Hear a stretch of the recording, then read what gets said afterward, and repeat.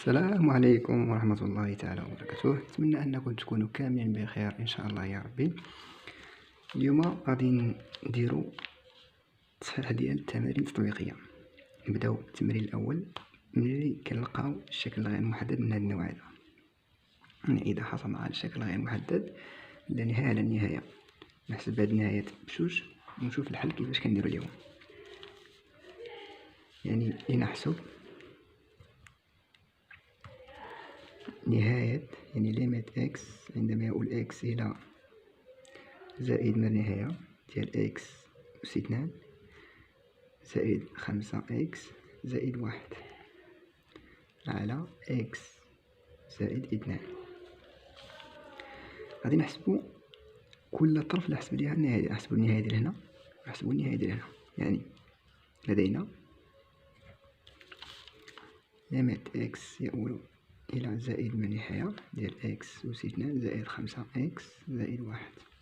شحال غادي تساوي؟ كتساوي النهاية ديال اكس أس 2 اللي هي كتساوي زائد من النهاية. ثم كذلك غادي نحسبو النهاية ديال اكس، ليميت ديال اكس يؤول إلى زائد من النهاية ديال اكس زائد 2. غادي نلقاوها كتعطينا زائد من النهاية. إذن حصلنا على الشكل غير المحدد من نوع زائد من النهاية على زائد من النهاية. إذا ملي كنلقاو هاد النوع ديال الشكل غير محدد، هاد النوع ديال الشكل غير محدد، فراه خاصنا نشوفو شي طريقة باش نبغي نحلو هداك الداء، عفوا ديك النهاية. كاين صراحة بزاف ديال الطرق. عندنا الطريقة، ندير واحد الطريقة الأولى كيفاش كنديرو ليها. شنو غادي نديرو؟ غادي نديرو التعميل ديال اكس أس 2 في البسط، وفي المقام غادي نعمل باكس ياك. إذا نشوفو نجربوها، اكس يؤول إلى زائد من النهاية، هنا غادي نعمل باكس أس 2. اكس أس 2 شنو غادي يبقى لنا؟ غيبقى لنا واحد زائد 5 اكس على اكس أس 2 زائد 1 على اكس أس 2. لتحت غادي نعملو اكس غيبقى لنا 1 زائد 2 على اكس. مزيان. إذا النهاية شحال كتساوي؟ ليميت ديال اكس يؤول إلى زائد من النهاية، يبقى لنا اكس، نحتاج لنا واحد اكس من هنا وواحد اكس من هنا، يبقى لنا اكس عامل لي واحد اكس غادي يمشي، يبقى لنا زائد 5 على اكس زائد 1 على اكس. هنا غادي يبقى لنا 1 زائد 2 على اكس ياك. شوف، بما ان حسب داكشي اللي درنا، بما ان ليميت ديال اكس يؤول الى زائد من النهاية ديال 1 على اكس أس 2، يعني اي عدد كنقسمو على اللانهاية غادي كيعطينا زائد من النهاية، وهاد واحد يعني كتعطينا صفر. و ليميت ديال اكس يؤول الى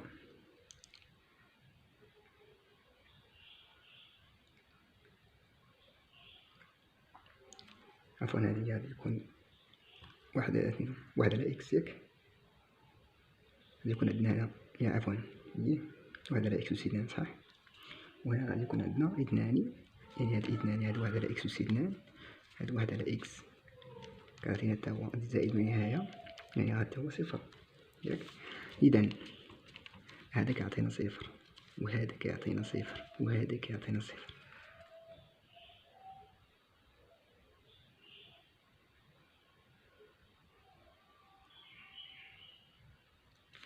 ياك اش بقى لنا هنا؟ يعني غادي يبقى لنا ليميت ديال اكس ديال هادو مضروب في هذا على 1، يعني اكس على 1 يعني كتساوي لا نهاية زائد من النهاية ياك. هذا كيعطي صفر وهذا كيعطي صفر وهذا كيعطي صفر، كيبقى لنا 1 مضروب في اكس على 1. هاد 1 بحال هي بحال اكس نيت، يعني النهاية ديال اكس كتعطينا لا نهاية. ثانيا يعني هذا أولا، غادي ندوزو للثاني. ثانيا ولا راه كاين طريقة أخرى، يعني نديرو الطريقة الثانية.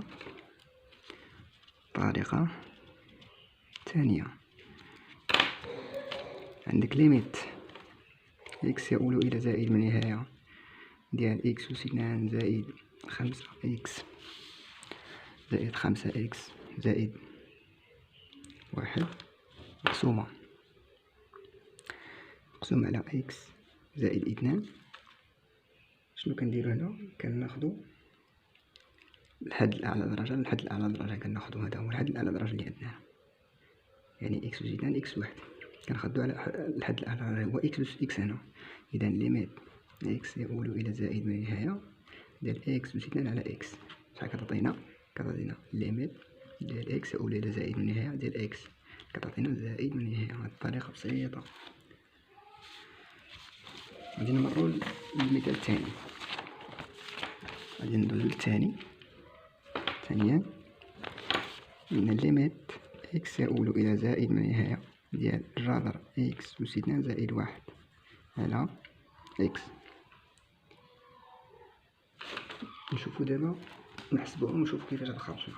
شوف نحسبو كل وحدة ديال النهاية. لدينا ليميت إكس يؤول إلى زائد من نهاية ديال جذر إكس أس 2 زائد 1 كتعطينا زائد من نهاية، حيت إكس أس 2 كتعطينا زائد من نهاية داخل الجذر كيعطيك زائد من نهاية، إذا هادي كتخرج لك زائد من نهاية. و ليميت إكس يؤول إلى زائد من نهاية ديال إكس كيعطيك النهاية ديال هادي كيعطيك زائد من نهاية. إذا حصلنا على الشكل زائد من نهاية على زائد من نهاية. إذا نديرو الطريقة الأولى. طريقة 1 شنو غنديرو؟ نديرو التعميد ديال إكس داخل الجذر. شوف هنا غنديرو التعميد ديال إكس داخل الجذر ونشوف شنو غيخرج لينا. شوف ليميت إكس يؤول إلى زائد من نهاية جذر إكس أس 2 عامل يبقى لنا هنا 1 زائد 1 على إكس أس 2 ولتحت بقى إكس.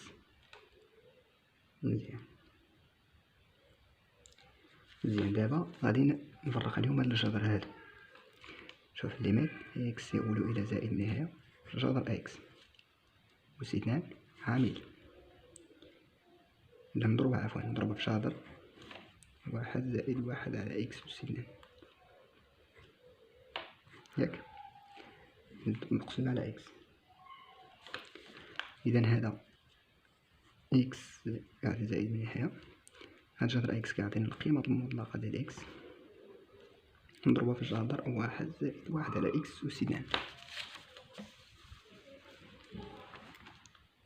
على هادشي كامل غادي نقسموه على إكس. شوفوا اش عندنا، بما أن هاد إكس كينتمي من صفر، يعني كينتمي حيت هو كاين داخل من صفر زائد من نهاية، هذا كاين داخل يعني من صفر زائد من نهاية، مكيكونش الأعداد السالبة داخل الجذر. يعني بما أن هاد الصفر هذا كينتمي للمجال، يعني إكس كينتمي للمجال صفر حتى زائد من نهاية، إذا أن القيمة المطلقة ديال إكس كتعطينا إكس ناقص إكس. إذا النهاية إكس يؤول إلى زائد من نهاية عطينا إكس جذر 1 زائد 1 على إكس أس 2 على إكس. هذا غنختار بي وهذا غنختار بي وغادي يبقى لنا النهاية ديال إكس يؤول إلى زائد من نهاية ديال جذر 1 زائد 1 على إكس وكاري. إذا غادي تعطينا 1 حيت هادي كتعطينا صفر. يعني الطريقة الثانية شنو هي؟ ليميت إكس يؤول إلى زائد من نهاية إكس يؤول إلى زائد من نهاية جذر إكس وكاري زائد 1 على إكس. شنو غنديرو؟ غندخل عليهم الجذر ياك.